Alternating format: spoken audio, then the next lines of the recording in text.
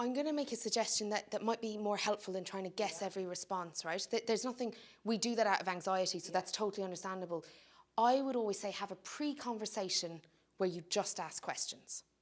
Yeah. So you're just curious. You don't respond to anything. You're just trying to understand where they're at.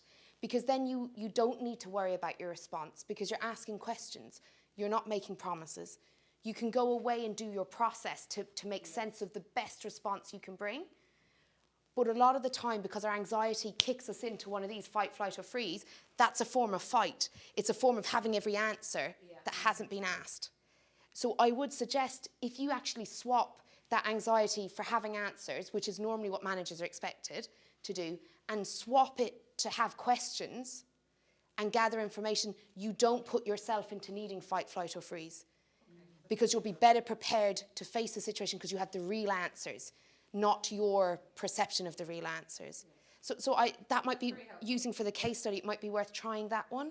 Very tricky not to react to what you're hearing. Do you know, but it's much harder to respond to the real situation when you're living in the concept you have of it in your head.